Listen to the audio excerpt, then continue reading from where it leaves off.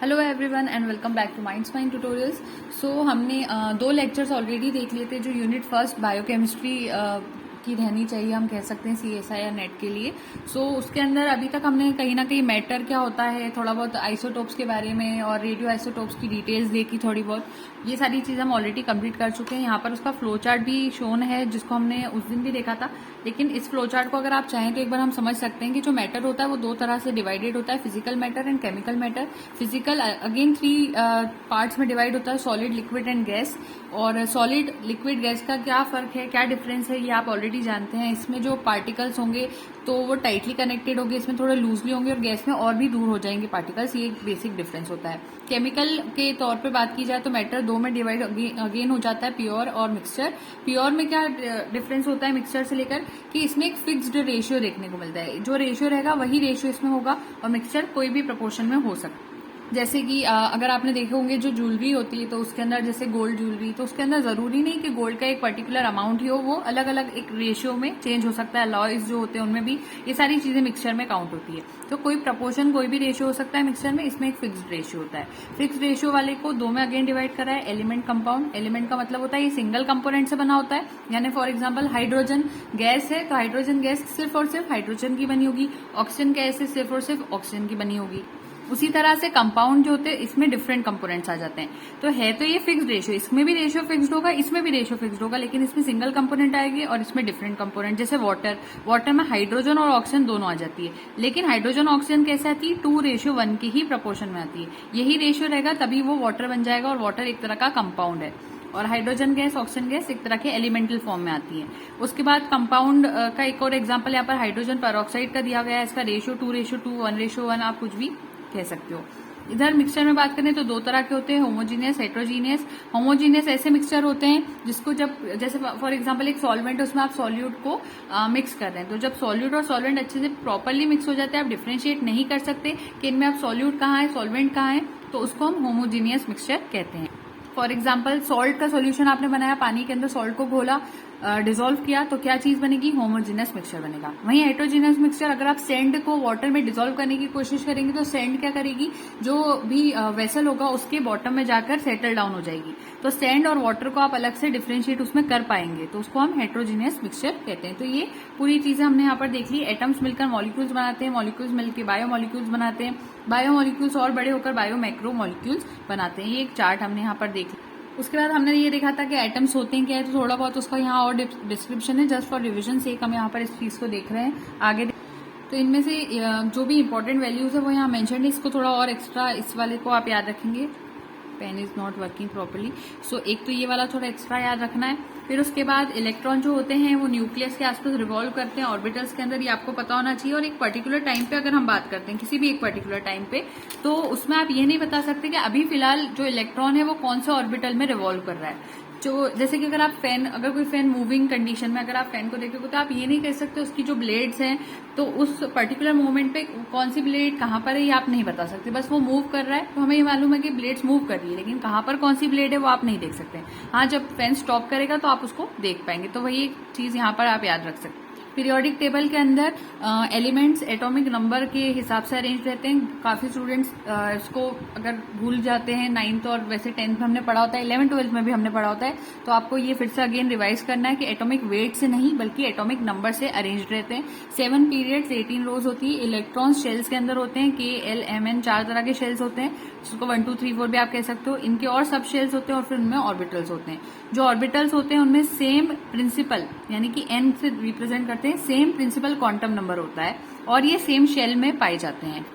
सब शेल क्या होता है, जितने ऑर्बिटल्स होते हैं यहाँ पर सारे जो ऑर्बिटल्स होंगे उनके same angular momentum quantum number होगा। उसको SPDF आप कुछ भी कह सकते हो, उसको कहते हैं सब शेल। तो सब शेल होते हैं SPDF, एक तरह से आप ऐसे याद रखेंगे इसको। 4 प्रिंसिपल शेल होते हैं, KLMN, उसको n से रिप्रेजेंट करो अगर आप, तो 1 2 3 4 हो गया। और अगर आपको ये पता करना है कि maximum number of shells K वाले शेल में कितने हो सकते हैं, इसमें कितने हो सकते हैं, तो आप कैसे पता करोगे, फॉर्मूला होता है 2n²। समझ में आई बात। तो n क्या था इसका 1 2 3 4 था, तो 2 के यहाँ पर हम ऐसे फॉर्मूले में पुट करेंगे वैल्यूज, यहाँ 1 यहाँ 2 यहाँ 3, और ऐसे सॉल्व करेंगे तो हमें ये पता चलेगा कि K में मैक्सिमम नंबर ऑफ इलेक्ट्रॉन्स कितने आ सकते हैं, 2, L में आ सकते हैं 8, M में आ सकते हैं 18 और N में आ सकते हैं 32। तो सिंपली 2n² का फॉर्मूला आपको यहाँ पर याद रखना है। सब शेल्स, इन शेल्स अगर ये पता करना हो कि किस तरह से होते हैं तो के शेल के अंदर एस आ सकता है, सब शेल आता है, एल के अंदर एस पी दोनों आ जाएगी, एम के अंदर एस पी डी आ जाएगी और एन के अंदर एस पी डी एफ आ जाएगी। मैक्सिमम नंबर ऑफ इलेक्ट्रॉन्स की फिलिंग किस तरह से होती है, एस में 2 भर जा सकते हैं, पी के अंदर आप 6 भर सकते हैं, डी में आप 10 भर सकते हैं और एफ में आप 14 भर सकते हैं। तो इधर क्या था 2, 8, 18, 32, यहाँ है 2, 6, 10, 14, ऐसे याद रखना है आप इस चीज को।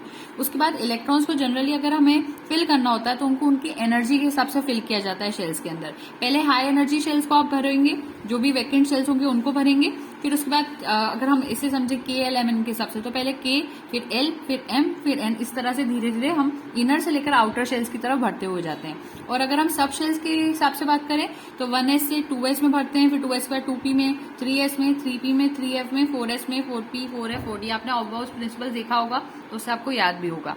उसके बाद शेल्स कंप्लीटली फिल जब हो जाते हैं तो जिन भी ऐसे कोई भी अगर एटम है फॉर एग्जांपल, उसके सारे शेल्स फिल हो गए जैसे फिल होना चाहिए, कंप्लीटली फिल हो गए, जितने भरना चाहिए उतने ही भर गए। जैसे आपको पता है कि इसमें कितना भरते हैं, इधर कैसे भरते हैं, ये सारी चीजें अगर प्रॉपरली जितनी भरना है, जैसे के में 2 फुल भर गए, एल में 8 पूरे भर गए, इस तरह से अगर कभी फिल होता है किसी भी एटम का तो हम उसको कहते हैं वो एक स्टेबल एटम है और वो इनर्ट है। और इसका बेस्ट एग्जाम्पल है हीलियम, नियॉन, आर्गन, जो भी हमारी नोबल गैसेस होती है वो सब इसमें आ जाती है। हीलियम का आप देखेंगे तो के शेल में कितने होना चाहिए, 2 होना चाहिए।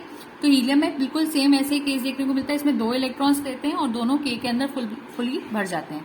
नियॉन में के शेल के 2 भी पूरे आ जाते हैं और एल शेल के 8 भी पूरे आ जाते हैं और उसके आगे और कुछ नहीं होता। आर्गन के अंदर 2, 8 और 18 यहाँ तक तीनों पूरे भर जाते हैं, इसलिए हम इनको कहते हैं इनर्ट होते हैं। लेकिन वो जो एटम्स होते हैं जो कि इनकम्प्लीटली फिल्ड शेल्स वाले होते हैं वो अनस्टेबल होते हैं, देयरफॉर उनको स्टेबिलिटी अचीव करनी होती है। क्योंकि अभी उनका मान लीजिए आप एक एग्जाम्पल लीजिए कि मैं आपको सोडियम का एग्जाम्पल देती हूँ, यहीं पर हम सोडियम का ड्रॉ कर लेते हैं।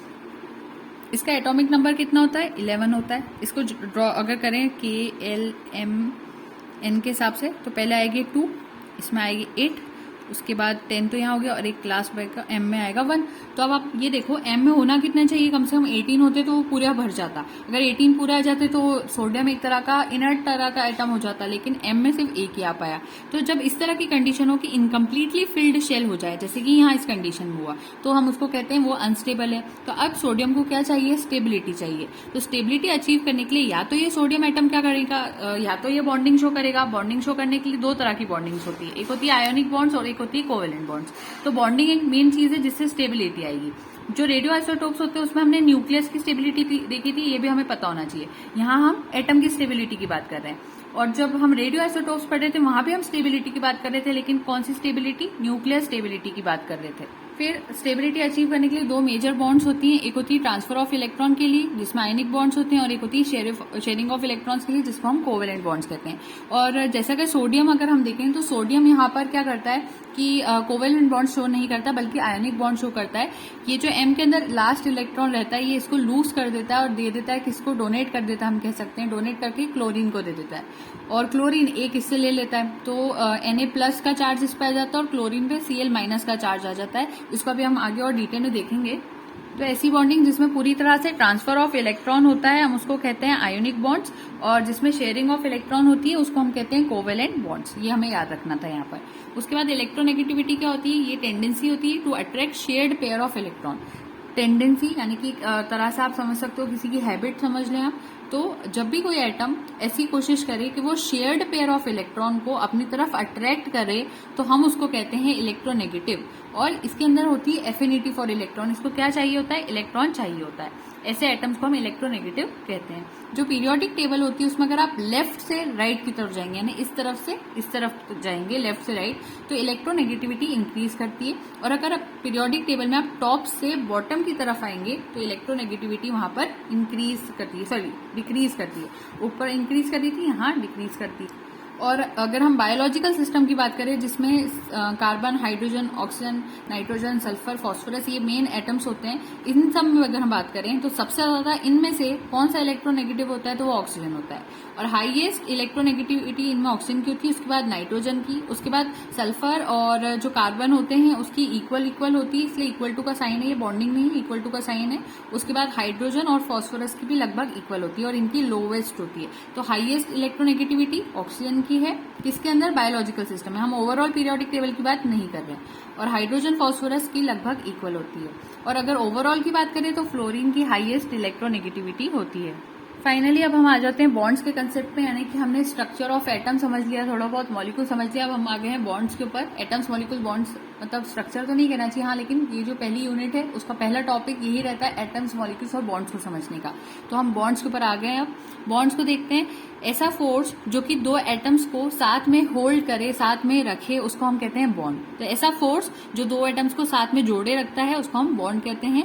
जो फॉर्मेशन होता है बॉन्ड का वो दो एटम के बीच में होता है, और वो क्यों होता है, due to some redistribution of electrons. Electrons का कुछ रीडिस्ट्रीब्यूशन होता है जिसकी वजह से वहां पर बॉन्डिंग होती है। और उसको करने का रीजन क्या होता है, क्यों हम बॉन्डिंग करवा रहे हैं दो एटम्स के बीच में, हमें चाहिए एक स्टेबल कॉन्फिगरेशन, इसलिए हम वहां पर बॉन्डिंग करवा रहे हैं। दो तरह की मेन बॉन्ड्स होती है, मेन बॉन्ड्स कह रही हूं मैं, और भी हो सकती है लेकिन मेन ये दो ही होंगी, ionic and covalent bonds.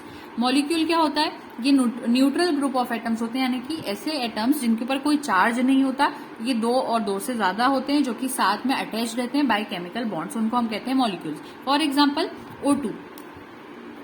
O2, ठीक है।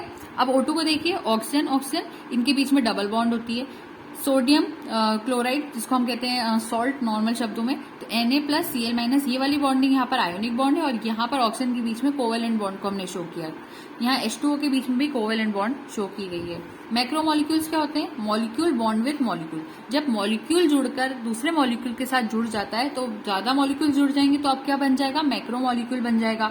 और इसमें इसके एग्जाम्पल्स होते हैं पॉलीमर, और जो अमीनो एसिड बॉन्ड रहती है वो, अगर अमीनो एसिड्स अगर सारे आपस में बॉन्डिंग शो करेंगे तो वो मिलकर क्या बनाएंगे, प्रोटीन बनाएंगे। सब मैक्रोमोलिक्यूल्स होते हैं।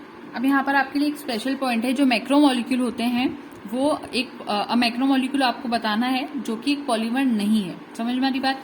हमने क्या कहा था, मैक्रोमोलिक्यूल्स आपस में जुड़कर पॉलीमर बनाते हैं। एक तरह से पॉलीमर इनका एग्जांपल है। पॉलीमर में भी तो यही होता है कि बहुत सारे मोनोमर्स जुड़कर पॉलीमर बना लेते हैं। तो मैक्रोमोलिक्यूल भी इसी तरह की चीज है, बहुत सारे मॉलिक्यूल जुड़कर मैक्रोमोलिक्यूल्स बना रहे थे। तो हमें एक ऐसा मैक्रोमोलिक्यूल बताना है जो कि पॉलीमर नहीं है, तो उसका आंसर है लिपिड्स, ये याद रखना है। अब आयोनिक बॉन्ड्स को सबसे पहले हम यहाँ समझ रहे हैं।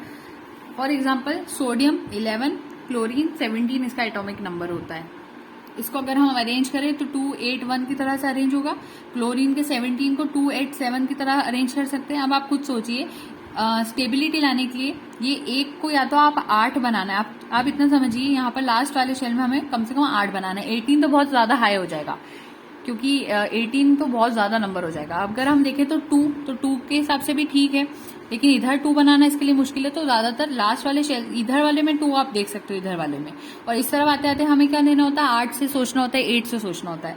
तो 1 को अगर आपको 8 बनाना है तो आपको 8 बनाने के लिए क्या करना होगा, या तो आप ये करें कि 7 इलेक्ट्रॉन्स इसको लाकर दे दें तो ये 8 हो जाएगा, या फिर ये जो 1 है ये भी लूज करवा दें तो पीछे तो ऑलरेडी 8 है तो भी ये स्टेबल हो जाएगा। तो ये 2 कंडीशन है। क्लोरीन में भी सेम कंडीशन है, या तो आप इसको 1 दे दे इलेक्ट्रॉन तो ये 8 बन जाएगा, नहीं तो ये 7 भी यहाँ से हटा दें तो भी ये 8 पीछे से बन जाएगा। तो अब इसमें इजी कौन सी स्टेप होगी, ये जो 1 है हम इसको यहाँ लूज करवा देंगे और फिर पीछे का 8 ले लेंगे तो ज्यादा इजी है, बजाय कि हम 7 कहीं से ढूंढ कर लाएं और यहाँ पर 1 इसको लाते हैं, वो ज्यादा इजी हमारे लिए। तो ये जो 1 रहेगा उसको यहाँ डोनेट कर दिया जाएगा, इसीलिए इसको कहेंगे कि ये डोनेट कर रहा है। जब भी कोई डोनेट करता है तो उसके ऊपर कौन सा चार्ज आता है, पॉजिटिव चार्ज आता है। और यहाँ पर ये 7 है तो 7 के पास ये वाला जो 1 है वो इसके पास आ जाएगा, तो ये भी 8 हो जाएगा, ये गेन करेगा तो इस पे नेगेटिव चार्ज आ जाएगा। तो आयोनिक बॉन्ड आयंस के बीच में बनती है, आपको पता होना चाहिए। अब अगर हमसे पूछा जा रहा है कि फोर्स एंड एनर्जी अगर हमें फाइंड आउट करनी है किस चीज की, आयनिक बॉन्ड्स की, फोर्स और एनर्जी, तो हम कैसे पता करेंगे। तो जनरली आयनिक बॉन्ड्स में एनर्जी हमेशा 40 से लेकर 50 किलो कैलोरीज पर मोल होती है, ये तो आप याद रखेंगे। फोर्स को पता करना है तो उसके पास हमारे लिए एक फॉर्मूला आ जाता है, force is equals to KQ1 Q2 upon R²D, जिसमें Q1 और Q2 यहाँ पर चार्ज हैं, आयंस आप कह सकते हो। उसके बाद F तो फोर्स है, तो हमें पता है। R क्या है, यहाँ पर डिस्टेंस बिटवीन आयंस है। फॉर एग्जांपल ये एक आयन है, ये एक आयन है, Q1 Q2, इनके बीच का जो डिस्टेंस होता है हम उसको R से रिप्रेजेंट करते हैं। उसके बाद D क्या है, यहाँ पर D यहाँ डाई इलेक्ट्रिक कांस्टेंट है किसी भी मीडियम का, क्योंकि जहां पर भी आयनिक बॉन्ड्स बन रही, जिस भी मीडियम में ये आयंस रखे हुए, चाहे पानी है, एयर है, जहां भी ये आयंस रखे हुए, उस मीडियम सोडियम का डाइलेक्ट्रिक कांस्टेंट।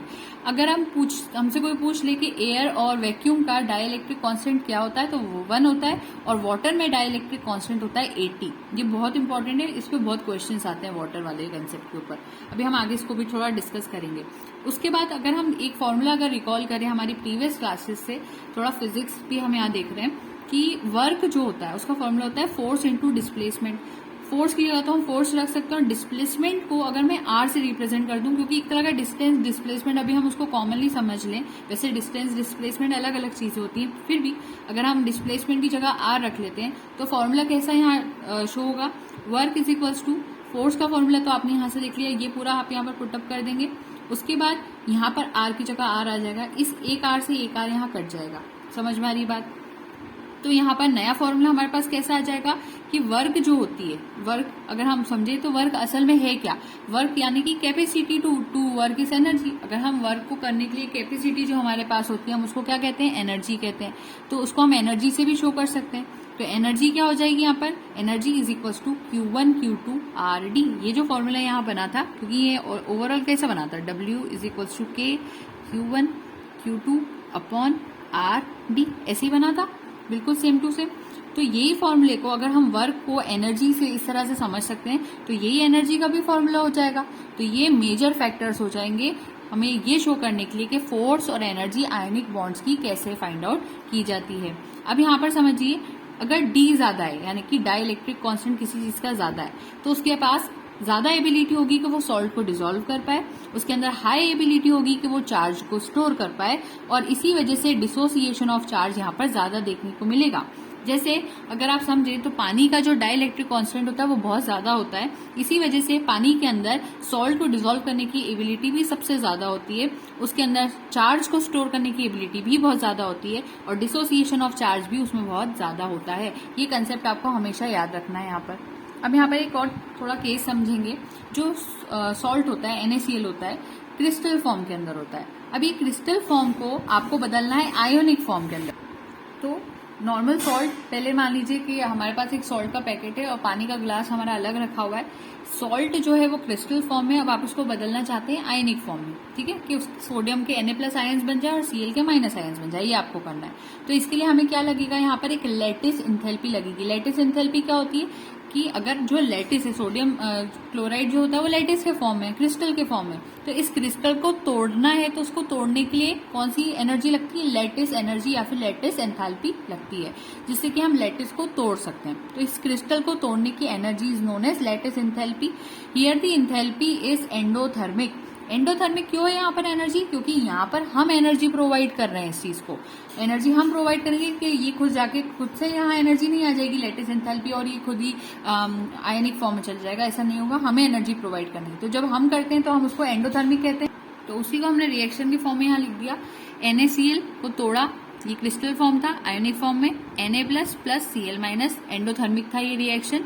उसके बाद अब H2O के मॉलिक्यूल्स को हम देखेंगे, पानी के मॉलिक्यूल्स। तो हमने क्या बात की, पहले हमारे पास एक सॉल्ट का पैकेट था जिसमें हमने NaCl ले रखा था, और इधर हमारा वाटर ग्लास था जिसमें हमारा H2O है।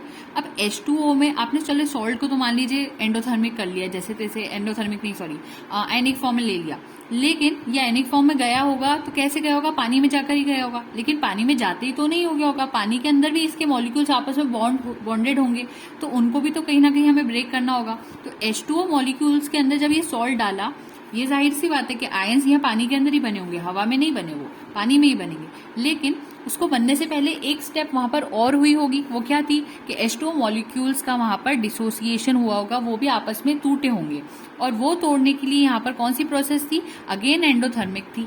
समझ में आ रही बात? जैसे ही NaCl के जो क्रिस्टल्स थे जब अंदर आए थे तो उन्होंने पानी के मॉलिक्यूल्स के साथ इंटरैक्ट किया था, और वहां पर क्या हुई थी, एक इंथैल्पी ऑफ हाइड्रेशन हुई थी। इंथैल्पी ऑफ हाइड्रेशन बहुत हाई होती है, इससे पानी के मॉलिक्यूल्स आपस में थोड़े दूर दूर हो गए, और ये हाई एक्सोथर्मिक प्रोसेस शो करती है। एक्सोथर्मिक प्रोसेस यानी कि एनर्जी खुद ब खुद अंदर से ही बनी गई थी। एनर्जी जो यहाँ पर हमें रिक्वायर्ड थी, जिससे हमने बॉन्ड को और लैटिस स्ट्रक्चर को तोड़ा NaCl के अंदर, हम उसको कहते हैं लैटिस एंथैल्पी। और जब हमने NaCl और H2O का इंटरेक्शन करवाया, एक था वाटर का बॉन्ड को ब्रेक करा, वो तो एंडोथर्मिक था ही यहाँ पर, लेकिन एक चीज यहाँ पर और हुई, कौन सी, यहाँ पर मैंने एक चीज को शायद मिस कर दिया आपको समझाना, एक्सोथर्मिक प्रोसेस को शायद मैंने नहीं एक्सप्लेन करा, ये दो तो एंडोथर्मिक थे, लेकिन यहाँ पर क्या हुआ, अब सॉल्ट अंदर आ गया है वाटर के पास, तो इनको भी आपस में बॉन्डिंग करवानी होगी। इनकी आपस में बॉन्डिंग करवाने के लिए जो एनर्जी यहाँ रिक्वायर्ड थी उसको कहते हैं एंथैल्पी ऑफ हाइड्रेशन, और वो कौन सी थी, एक्सोथर्मिक प्रोसेस। क्योंकि आप इमेजिन करें सॉल्ट को जब आप पानी में डालते हैं थोड़ी देर बाद वो सॉल्ट पानी में डिसॉल्व हो जाता है, तो हमें पता ही नहीं चलता वो गया कहाँ सॉल्ट। वो क्यों नहीं पता चलता, क्योंकि अंदर एक एंथैल्पी ऑफ हाइड्रेशन ने उन्हें एक दूसरे से बॉन्ड करवा दिया है, और एक्सोथर्मिक प्रोसेस वहां पर होती है। ठीक है, एनर्जी वहां पर रिलीज आउट होती है कहीं ना कहीं थोड़ी बहुत। सो एनर्जी जो कि लैटिस स्ट्रक्चर को यहाँ ब्रेक करती है उसको लैटिस एनर्जी कहते हैं, और जो NaCl H2 का इंटरेक्शन करवाती है उसको हम हाइड्रेशन एनर्जी या फिर आप एंथैल्पी ऑफ हाइड्रेशन कुछ भी कह सकते हैं। इसके बाद हाइड्रेशन एनर्जी और लैटिस एनर्जी में ज्यादा हाई एनर्जी किसमें होती है, तो हाइड्रेशन एनर्जी ज्यादा हाई एनर्जी वाली होती है। Salt will get dissolve in H2O, ये भी आपको यहाँ पर याद रखना है, इसी की वजह से ही डिजोल्व हो रहा है वो। ऐसे सॉल्ट्स जिनमें इलेक्ट्रोनेगेटिविटी डिफरेंस जो होता है वो हाई होता है वो इजीली सॉल्युबलाइज हो जाते हैं। ऐसे सॉल्ट्स जिनमें इलेक्ट्रोनेगेटिविटी का डिफरेंस ज्यादा होता है, जैसे अगर सोडियम और NaCl को आप देखेंगे तो इनका अगर सॉल्ट का इलेक्ट्रोनेगेटिविटी डिफरेंस ज्यादा है तो वो इजीली पानी में सॉल्युबल हो जाएंगे, ये आपको याद रखना है, ये पॉइंट बिल्कुल मत मिस करना। अब बात आती है कोवेलेंट बॉन्ड्स की। शेयरिंग ऑफ इलेक्ट्रॉन यहाँ देखने को मिलती है, यहाँ ऐसा नहीं होगा कि एक इलेक्ट्रॉन किसी ने ले लिया दूसरे ने उसको गेन कर लिया, ऐसा नहीं होगा, यहाँ पर दोनों शेयरिंग शो करते हैं। इसी वजह से यहाँ पर कोई आयन का फॉर्मेशन नहीं होता। आयन का फॉर्मेशन तभी होता है जब इलेक्ट्रॉन या तो पूरी तरह लूज हो जाएगा या गेन हो जाएगा। यहाँ पर शेयरिंग ऑफ इलेक्ट्रॉन होती है, किस तरह से होती है, हाइड्रोजन को अगर हम देखें तो हाइड्रोजन की लास्ट शेयर में 1 है मान लीजिए, और दूसरा हाइड्रोजन के पास भी 1 है, तो ये इसको दे दे या ये इसको दे देगा तो भी इनका काम नहीं चलने वाला। तो इसी वजह से यहाँ पर कोई ट्रांसफर पॉसिबल नहीं होता, तो इनको शेयरिंग करनी होती है। तो ये एक इलेक्ट्रॉन को शेयर कुछ इस तरह से करते हैं, इसके ऐसे करके 2 कंप्लीट हो जाते हैं और इसके भी यहाँ पर 2 कंप्लीट हो जाते हैं, और बॉन्डिंग इस तरह से बन जाती है। एक एग्जांपल और है ऑक्सीजन का। ऑक्सीजन को अगर हम देखें तो लास्ट जो शेल होता है उसमें कितने इलेक्ट्रॉन्स होते हैं, 1 2 3 4 5 6। इधर वाले ऑक्सीजन के पास भी इसीलिए 6 होंगे। 6 को अगर हमें 8 बनाना है तो हमें कितने इलेक्ट्रॉन्स चाहिए, 2 इलेक्ट्रॉन्स चाहिए। तो 2 इलेक्ट्रॉन्स के लिए हम क्या करेंगे, ये जो 6 वाला पोर्शन है उसको यहाँ से इस तरह से सर्कल बनाएंगे तो ये 8 इसके हो गए, और इधर से एक सर्कल बनाएंगे तो 8 इसके हो गए। और यहाँ पर ये जो इलेक्ट्रॉन्स यहाँ पर जिनकी शेयरिंग हुई है 2 और 2 और इधर के 2, तो टोटल ये जो 4 बीच में इलेक्ट्रॉन्स दिखाई दे रहे हैं इनको हम कहते हैं शेयर्ड पेयर ऑफ इलेक्ट्रॉन। और ऐसे इलेक्ट्रॉन्स जो कि इस शेयरिंग में पार्टिसिपेट नहीं कर रहे हैं, यानी इस तरफ वाले जो इलेक्ट्रॉन्स है, ये बीच वाले ये शेयरिंग कर रहे हैं, बाहर वाले तो नहीं कर रहे, तो जो इलेक्ट्रॉन्स शेयरिंग में पार्टिसिपेट नहीं करते हम उनको लोन पेयर ऑफ इलेक्ट्रॉन्स कहते हैं। और यहाँ बॉन्डिंग क्योंकि एक ये इसके लिए लाइन बन जाएगी, एक इसके लिए लाइन बन जाएगी, तो 2 बॉन्ड्स आ गई, तो हम इसको बोल सकते हैं कि यहाँ डबल कोवेलेंट बॉन्ड का फॉर्मेशन होता है ऑक्सीजन के अंदर, या सिंगल कोवेलेंट बॉन्ड थी। डिफरेंस ऑफ इलेक्ट्रोनेगेटिविटी जो होती है वो 0 होती है, या फिर आप नेग्लिजिबल भी कह सकते हो कोवेलेंट बॉन्ड्स में, यानी कि ये जो एटम्स होते हैं इनके अंदर कोई इलेक्ट्रोनेगेटिविटी का डिफरेंस होता ही नहीं है, लगभग सेम ही इलेक्ट्रोनेगेटिव वाले होते हैं, कोई डिफरेंस नहीं होता है इनमें, इसलिए यहाँ पर ट्रांसफर ऑफ इलेक्ट्रॉन होता है और नहीं होता है, बल्कि सिर्फ और सिर्फ शेयरिंग देखने को मिलती है। और अगर डिफरेंट हो भी गई, मान लीजिए इनके इलेक्ट्रोनेगेटिविटी में कुछ डिफरेंसेस आ भी जाते हैं, तो उस केस के अंदर ट्रांसफर ऑफ इलेक्ट्रॉन हो जाएगा। समझ में आ रही बात, जब भी इलेक्ट्रोनेगेटिविटी का डिफरेंस आएगा तो वहां पर कहीं ना कहीं आयोनिक बॉन्डिंग की तरफ आपको शिफ्ट करना है, और जब भी डिफरेंसेस नहीं है इलेक्ट्रोनेगेटिविटी के बीच में, 0 है या नेग्लिजिबल है, तो कोवेलेंट बॉन्ड्स का फॉर्मेशन होता है। कोवेलेंट बॉन्ड्स जो रहती है अगर हम उनको भी समझे तो एटम्स में हैव सेम इलेक्ट्रोनेगेटिविटी और 0 इलेक्ट्रोनेगेटिविटी। इसके बाद हमारे पास नेक्स्ट इसका एग्जाम्पल आ जाता है, मीथेन का एग्जाम्पल आ जाएगा। कोवेलेंट बॉन्ड्स के एग्जाम्पल आप सर्च भी करेंगे या आपको ऑलरेडी भी पता होंगे, क्योंकि हमारे 12th क्लास में केमिकल बॉन्ड्स 11th क्लास में केमिकल बॉन्ड चैप्टर रहता है, तो उसमें हमने सारी चीजें डिटेल में ऑलरेडी पढ़ी होती है, बस हम इसको अभी यहाँ पर थोड़ा बहुत इसका इंट्रोडक्शन वे में हम इसको समझ रहे हैं। तो आई थिंक हमें अभी स्टॉप करना चाहिए। इसके बाद हमारा नेक्स्ट टॉपिक बॉन्ड लेंथ रहेगा। अभी बॉन्ड्स पूरी तरह कंप्लीट नहीं हुए, बॉन्ड लेंथ अभी बाकी है और भी कुछ टॉपिक्स हैं, तो फिर उसके बाद ये फर्स्ट वाला जो टॉपिक रहेगा वो कंप्लीट हो जाएगा। So thank you so much and don't forget to like, share and subscribe. Happy learning.